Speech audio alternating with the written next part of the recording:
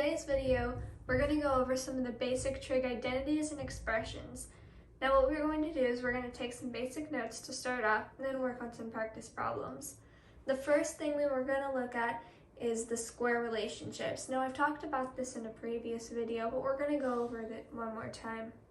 So our square relationships are these. Cosine squared of x plus sine squared of x equals 1. And remember, this is the most commonly used square relationship. Then we also have 1 plus tangent squared of x equals secant squared of x. And remember that secant squared of x is the same thing as 1 over cosine squared of x. And then our last square relationship is cotangent squared of x plus 1 equals cosecant squared of x, or 1 over sine squared of x. Now, if you'll recall, our 3 steps to being able to solve for the unknown variable are, first off, to look for our GCF, or greatest common factor. So you want to look, what do they all have in common? Our second step is to look at some of the square relationships, and which we just talked about. And then the third step is to try and use a quadratic to simplify this process and make it easier, so that instead of having cosine squared of x, you can use x squared to just make this process a little bit simpler and smoother. Now here's a few small notes that we should think about as we continue on. Now when you have a number before the x, for example cosine of 3 of x, go around the circle that many times and divide your answers by that number. You'll use this when you're solving for the unknown variable. Another small note is if you need to take the square root of a number, don't forget to use the plus or minus symbol, because if something's squared, either the positive or negative will be the same. And one more reminder that when you're thinking about the intervals, you should be sure to catch the inverse trigonometric videos so that you can learn about the intervals for those different functions. And now we're going to look at some trig addition identities. First off, we have cosine x plus or minus y equals cosine of x, cosine of y, minus plus sine of x, sine of y. Now you'll notice that the minus plus symbol has a little bubble around it, and I'm going to come back to that in just a second. But let's talk about sine. So we also have sine x plus or minus y equals sine of x, cosine of y, plus or minus, with that little bubble again, sine of y and cosine of x. Now, what I want you to remember from these two is that cosine, it has the same. So cosine, cosine, and then sine and sine. But the symbol in the middle flips itself around. Versus with the sine equation, it changes sine, cosine, but the symbol in between them remains the same. So if it was cosine 1 plus 2, the symbol in the middle of it would be minus because the original one was plus. Versus if it was sine 1 plus 2, it would be a plus sign in the middle of the sine equation because it remains the same. So notice that when the plus and the minus flip, it's going to be the opposite of what it is in the original equation. Now we're going to look at tangent, even though you won't see this all that often. So tangent x plus or minus y equals tangent of x plus or minus tangent of y over 1 minus plus tangent of x, tangent of y.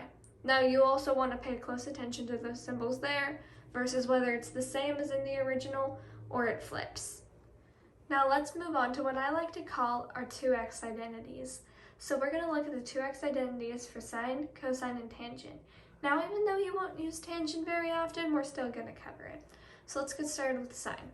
So sine of 2 of x only has one 2 of x identity, and that is 2 sine of x, cosine of x. Pretty simple and straightforward. Now the tricky thing with cosine 2 of x is that there's actually 3 different identities that you're able to use, but you get to pick which one you're going to use based on the context of the question you're trying to solve, and that can help you so that you can find the easiest way to solve. So let's look at all 3 of those different identities. So cosine 2 of x equals cosine squared of x minus sine squared of x. It also equals 2 cosine squared of x minus 1, and it also equals 1 minus 2 sine squared of x. Now you can use any of those three. And lastly, we have tangent 2 of x equals 2 tangent of x over 1 minus tangent squared of x. Now if we look over to our bubble to the side, we want to remember that sine of 2 of x is the same thing as sine of x plus x. So let's say you had sine of 3 of x, it's the same thing as sine of x plus x plus x. So keep that in mind as we move on. Now we're going to go over our half angle identities. Now the first one we're going to look at is sine x over 2. Now sine x over 2 equals plus or minus the square root of 1 minus cosine of x over 2. Now what you want to remember is two things. It's that the square root should encompass the entire thing. So it should be 1 minus cosine of x over 2 and take the square root of all of that. And you also want to pay special attention to the plus or minus because you need to use that and make sure that you don't forget that. You also have cosine of x over 2 equals plus or minus the square root of 1 plus cosine of x over 2. Now these two look very similar, so you can just remember it like this. Cosine of x over 2 has a positive cosine, and sine x over 2 has a negative cosine in it. Now we're going to look at tangent of x over 2, which you don't see all that often, but just in case you do, there's actually 3 different identities that you can use. The first one is sine of x over 1 plus cosine of x. The second one is 1 minus cosine of x over sine of x. And the third one is plus or minus the square root of 1 minus cosine of x over 1 plus cosine of x. Okay, so now we're going to take a quick break from taking notes on identities, and we're going to learn a quick skill. So now what we're going to do is we're going to look at our problem in step 1, which is sine of inverse cosine root 77 over 11. Now at first you might be thinking, wait, this isn't a special angle. And that's right. Now when we see the negative 1 over there, we should think, hey, we're going to be dealing with sides here. So if you'll see over to the right hand side, I have SOHCAHTOA written at the top. And if you'll remember, those are the directions for sine, cosine, and tangent. Now since this is for cosine, we're going to be using CA, or cosine is the adjacent side over the hypotenuse. So the adjacent side over the hypotenuse. So we look, root 77 over 11. The adjacent is on top and the hypotenuse is on the bottom. So in step 2, I filled in our little triangle. You'll see that theta is shown as the angle that we're using just for reference here. Now root 77 is on the bottom because that's the adjacent side, and 11 is on the hypotenuse. Next, we want to solve for that next side. So we do 11 squared minus root 77 squared equals x squared, because this is going to help us use Pythagorean theorem to solve for that last side. So we get 44 equals x squared, we take the square root, and we get our last side is root 44, as shown on the triangle. So on our last step, we know that we're trying to find the sine. So we gotta look back up at our SOHCAHTOA and know that sine is opposite over hypotenuse. So if we look back at our theta on our triangle, the opposite of that angle is root 44. So that should be at the top of our answer, and it should be over the hypotenuse, which is 11. Therefore, sine of inverse cosine of root 77 over 11 is root 44 over 11. Now we're going to look at a quick example problem using our addition identities. Now, as you can see in step 1, our question is sine of 5 pi over 12. Now, 12ths aren't one of our special angles, so we're going to need to break these up into 2 special angles that we know. So I broke it up into sine of pi over 6 plus pi over 4, because adding those together gets 5 pi over 12, but we know that these are our special angles.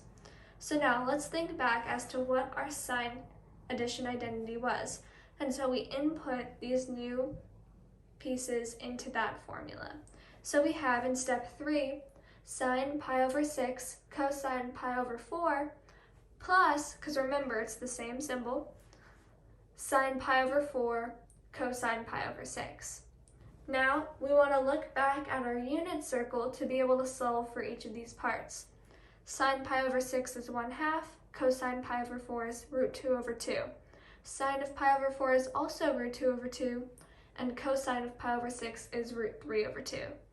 Now we want to multiply these so that we can get root 2 over 4 plus root 6 over 4.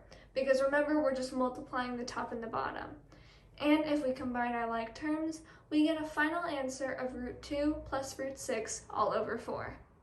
Now let's look here at our last practice problem, and we're going to be using our 2 of x identities to solve this.